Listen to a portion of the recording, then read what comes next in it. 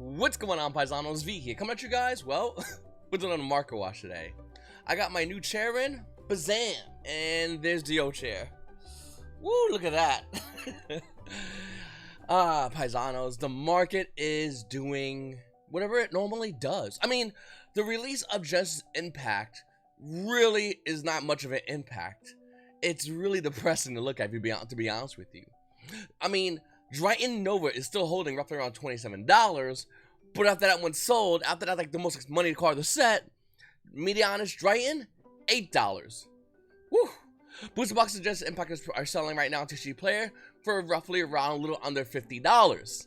Wow, the market is just tanking, but only really tanking for those cards, well, in Genesis Impact, maybe even Phantom Rage. We talked about those in my previous market watches and why they are impacting. Guys, if you're new to the channel, please make sure to hit the subscribe button, like button, comment down below. Comment question of the day. What are you playing right now? With the new meta, with the release of Genesis Impact, a lot of players are choosing what decks they want to play. Some are playing Dragons, some are playing a variant of matches, some are taking the Evil Twin engine and throwing it in a deck, some are playing older decks like Alta Guys or maybe even Dinosaurs, and I really don't think that right now in the game of Yu-Gi-Oh!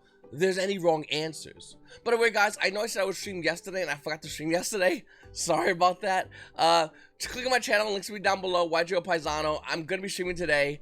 I fell asleep yesterday. I just fell asleep. Your boy V's old, okay? Papa Paisano is old, okay? I am old as dust. So it's really hard to like stay awake when you're old. Guys, the collector's rares of Genesis Impact is absolutely abhorrent. I mean, the most expensive collector's rare technically is Artemis the Matchless Moon, being roughly around $71. Even though TCG Player does show Medianus Dracos, which is roughly around barely holding on to $60. I don't know what happened. Did Konami make like collector's rares this easy to get? Did everyone go in and buy this set and, well, open sourced it and sold it? Could be a mixture of both. And, yeah, if you're looking to get Dragon stuff, unless you need it for this weekend at the Yu-Gi-Oh! Remoto Extravaganza, I would definitely wait. But if you're looking to play any other deck, I mean, any other deck like Alta Guys or Dinosaurs or what have you, you still have to understand and know what Dragons do. It's very important. Important. Then we have Condemn Witch coming out of Soul Fusion. A secret rare. I mean, it has another printing, a rare, I believe, in Maximum, whatever. But this is the version you really want to look at. The card right now is really underrated. The card holds a $3 market price, and the value is roughly barely under that. I mean, with shipping, it's $3 per copy for Condemn Witch. I'm not even joking. You need to grab a playset. This is a phenomenal card that I feel like a lot of Yu-Gi-Oh! Players I just keep disrespecting. Yeah, you can play the rare, but the Original Print Secret First Edition is going to have the value. Then we have Book of Moon.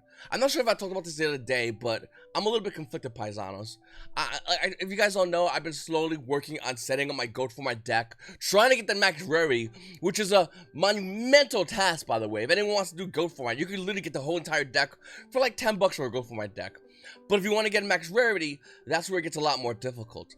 And you got original print CP1s, well, not original print, but the previous highest print CP1's Book of Moon, being roughly around, well, we'll call it about $600. There's some varying prices. There's a lightly plated one being $364, but for the most part, $600 for a Book of Moon Super Rare. I still think OTS Pack 13 is going to be up there. In fact, to be honest with you, if you are looking to get a gold format right now at the max rarity market like I am, this is the card you want to buy. Why? I don't understand like people will go in and go, I'll buy the highest now. You're thinking that Book of Moon, OTS Pack 13 is not going to rise in value. It's already risen because it's seen play in a competitive market. I think this could also rise because it can also see more play in the future gold format market. Look at the card price right now. OTS Pack 13 Book of Moon is holding roughly around $77 in the market price. Realistically, the price point of this card is roughly around $66 to $67. I just bought my second one. I'm eventually going to buy my third one. Just throwing it out there. And I don't say, hey, listen, you have to buy Book of Moon now. There are a lot of other go for my cards, but this is one in a sea of great cards that are not being looked at right now, that are being disrespected, that players think it's just, they're looking at this card going, yeah, it won't really change in price. And then we'll flip it over to Scapegoat, which for the longest time was roughly around $26 as an ultimate rare at an OTS Pack 8. The market price has it roughly around $63, and it's cooled down to roughly around $55. That's the cooldown price. It's doubled its initial price on release, and to be honest with you, this card is going to be rising in value as well. So up next, guys, we have Hair Perfection. Every version, almost just about every version of Hair Perfection is going high in value. Even the Premium Gold, Return to Bling, Hair Perfections are roughly around $12. It's kind of shocking, to be honest with you. Then again, the Gold Series version is the one I would recommend you guys go and pick up. That one's starting at, well, $23 to $25 for the Ghost Rare version of Hair Perfection. The Ghost Gold, if you want to call it that. And if you want Ultimate Rare Hair Perfection, well, the Unlimiteds are 29s. And if you want a first edition version, which used to be like, I think 55s, yeah, they're roughly around $89 to almost $90 for the Ultimate Rare Hair Perfection. Now, don't get me wrong, I think Dracos is a phenomenal deck, but I also think it's almost kind of like Virtual World, where it's a really good deck because you're really excited about it, and it's really hard because we don't know about it.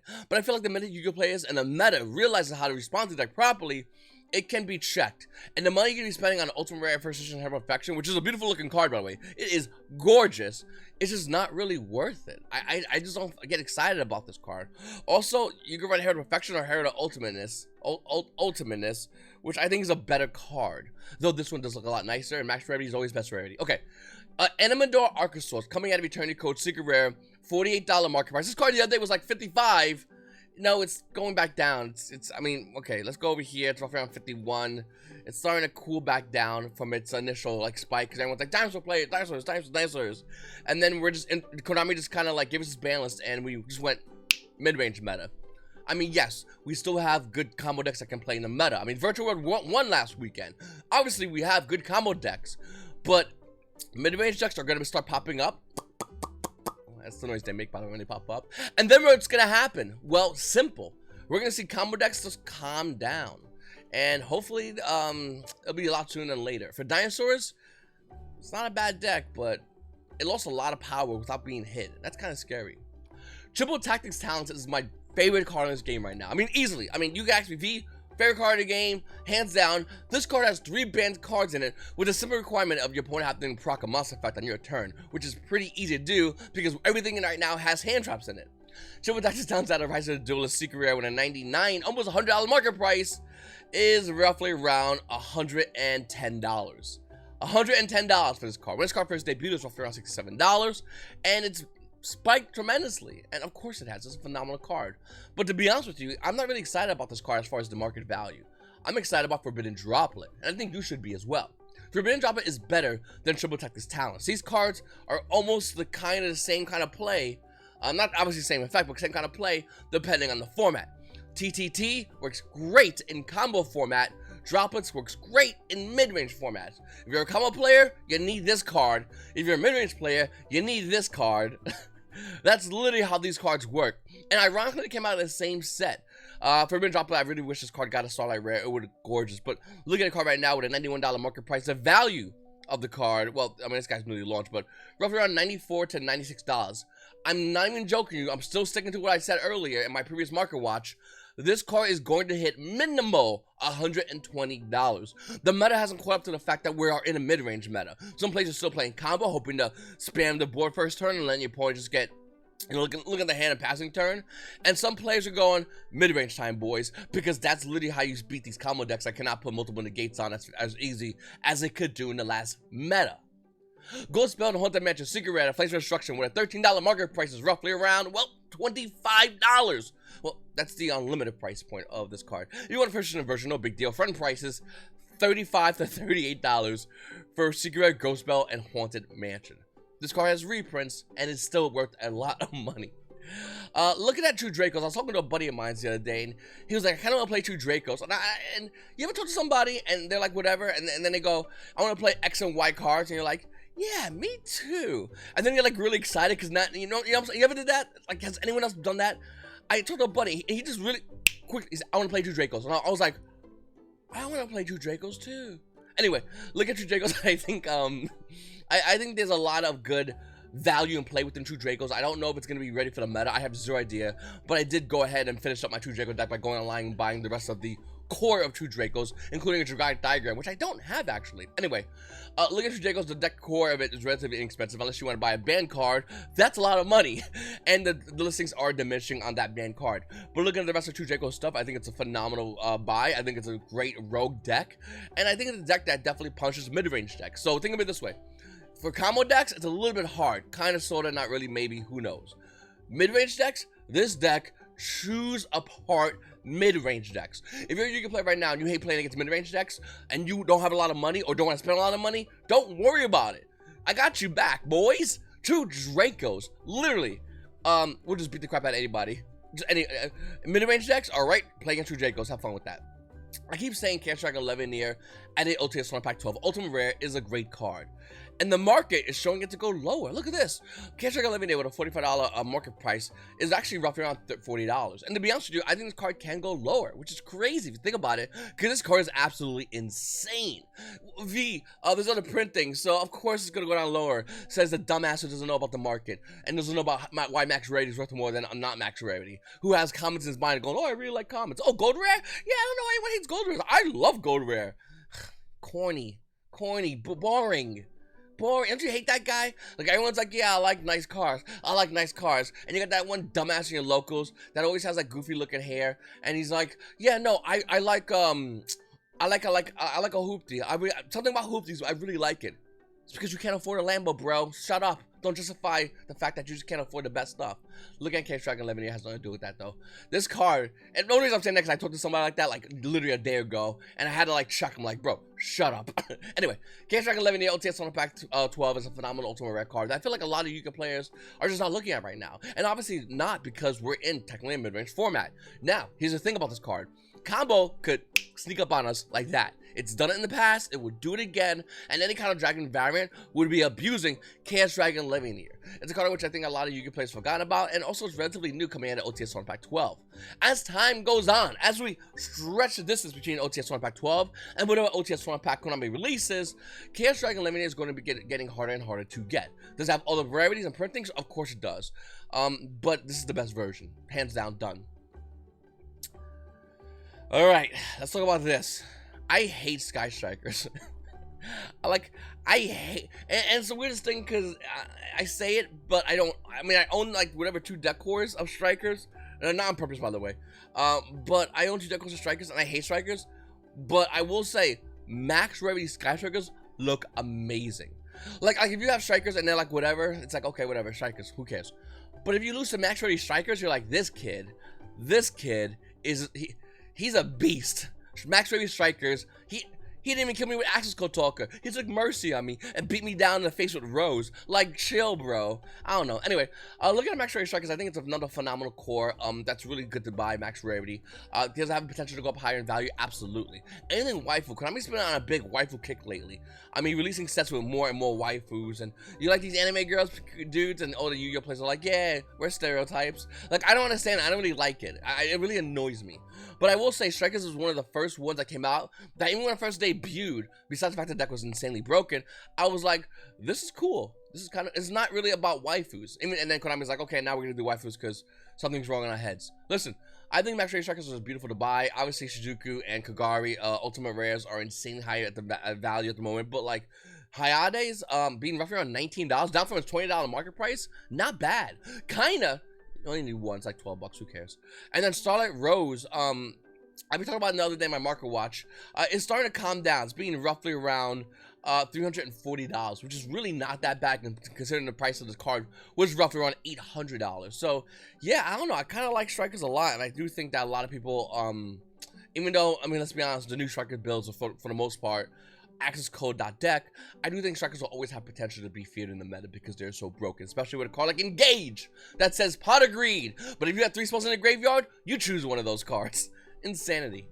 Then we have Pot of Desires, another phenomenal card that is slowly diminishing off the market. Once again, the more we leave these ultimate rare cards in these OTS packs, the more we stretch away to a next OTS pack, and a next OTS next pack, and next OTS pack. You can't just walk in your locals and go, hello, my good man, $5 for locals, I'll take an OTS pack 11 and pull a Pot of Desires because you had that kind of luck. It's just not really happening. And as time goes on, these cards diminish off the market. These are the highest rarity version of the card, but V, collector's rares, shut up, that's not true. These are the highest collector's rares of the card, ultimate rares of the card. With a $98 market price, it is kind of cooling down to a nice cool, roughly around $90. Wow, big settle price.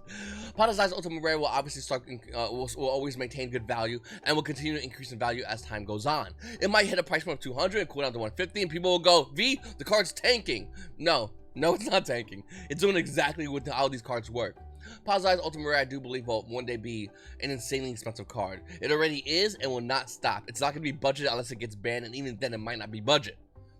A card I was looking through my collection for the other day and I found was Wind Up Arsenal Zen Mayo. I forgot about this card. And I'm not saying there's a lot of like level 5 decks, but this card's insane. One of Arsenal Zen Mayo's effect is all you need to level 5 monster body with an X seed into it. Once per turn, you can detach one X seed material from this card. Target 2 set cards in the field, pop them. Face down monster set, pop that bad boy. You got some set back row, get it out of here. Look at that one of Arsenal Zen Mayo with $11 market price. The value, barely under $10. This card came out of Order of Chaos as a secret rare. Let me see if there's any other print things. I'm joking, the answer is no, but we'll do it for the lows. Lows, no, it's not happening. Why is not everyone owning one of these cards? Unless you have booster boxes of Order of Chaos at your locals, to the point where you walk through the door and it's Order of Chaos box and you're like, oh, get out of here. Injector format. I don't know, this is a great card. Tuning Ultimate Rare coming out Starstrike Blast is actually cooling down to a reasonable price. The card is, well, the market price showing to be roughly around 70. It's a little bit high. I think at one point it was roughly around 90. Looking at Ultimate Rare tunings, yeah, it's roughly around 43. After that one's gone, it does slowly start going up to $50. But despite the fact that the market price is still showing the card being 70, Tuning Ultimate Rare is not a bad card. Now, I'm not saying it's going to show play tomorrow. I'm not saying this card will ever see play. But it came out of Starstrike Blast. Like it's almost like saying, I have a Lamborghini to sell you. It's on sale. And you're like, is it a good card? It's a Lamborghini. Yeah, it's a good car. Yeah, it's like, is there anything wrong with it? It's a goddamn Lamborghini. Who cares? Anyway, up next, guys, we have Speedos Battle City box. Listen, I talked about GOAT early, and I talked about how like Pokemon Ultimate Rare is a phenomenal card for GOATs. You can get by these and pull some of these amazing cards and build GOATs on a budget at a nice rarity. You don't know the struggle of my old YGOPaisanos playing common anti-Parsaps, getting laughed at, just looking like a goofy kid going anti-Parsaps, and your dude's like, ew, it's common? Ew, it touched me. Listen, looking at Speedos Battle City box, you have an opportunity to buy some amazing cards. Obviously, this is a great box for collectors. And by the way, as time goes on, I'm not sure if I have to remind you, collectors are going to be looking for this box. You got great cards like Secret Rare Jinzo, which has another Secret Rare at a BPT. The Tenzo, which is not starting to go up in value. Original print Jinzo, obviously, and those hold good value. Jinzo right now, Secret Rare Speed Duels is $4. For a secret rare, what? Secret copies of Blue Oyster Dragon being roughly around $15 like Magician. Obviously, that kind of goes with the turf. But look at cards like Jinzo, Buster Blade, which is $6. And then when you talk about like gold cards like Breaking the Magic Warrior, $4, Anti-Parsep, $6, No More Cross Out, $5, Reinforcing the Army, $9. That's actually overpriced, but that card looks insanely nice, worth it. And they got some other amazing cards here. And what I'm trying to say is, the Speedo bottom box has a little bit for everybody, but nobody knows about it because the first thing it says is Konami, don't sell us Speedos things with the Speedo name. You punked out Speedos so badly. Just say the Battle City box, release the product, have the Speedo stamp on it, because you can play as know already that you can use Speedo cards in constructed play, but you can't use constructed cards like a regular Reinforcement of the Army in Speedos. This kind of goes to the turf. You kill that format. Good job, Konami. I still think Speedo cards are phenomenal. I still think the format is amazing, and I definitely do believe the fact that Speedo Battle City box should just be called a Battle City box. It has a lot of great cards, and a lot of Yu-Gi-Oh players don't know about it, but it really is good. If you have a chance to get an opportunity to grab one of these boxes, I think the MSRP goes for roughly around $30. They are worth it. Unlike Phantom Rage, where if someone's trying to say a box of 75, I mean, come on, man. At least take me out for dinner before you bend me over and eat my... Listen, I'm telling you right now, there's a lot of great cards in this game. There's a lot of great cards. And there's a lot of cards that are declining in value, as well as cards that potentially go up in value, as well as cards that already went up in value. The Yu-Gi-Oh game is always moving. The market is always breathing. And Paisanos, if you guys want to get in on the best stuff, please start doing that by hitting the subscribe button on this channel. Hit the little notification bell. Comment down below. Hit the like button. I'm not sure if I said that, but I'll say it again. And share this video. And go ahead and follow me on Twitch. I'm going to be streaming today. I will not fall asleep. Probably. And I'm going to stream. I'm going to play some Yu-Gi-Oh! And actually have a deck that I'm really looking forward to play. I definitely want to start getting back in the swing of things. I'm not just playing one deck all the time. I might play a deck for a couple of events and swap to another deck, and we'll do that for a while because I like playing new and different decks, or just different decks in general, realistically speaking. So I'm really excited about doing that. Going to be doing it on Twitch. Love you, Paisanos. Follow me. It's your boy V. And you Paisanos? You guys all have a great day.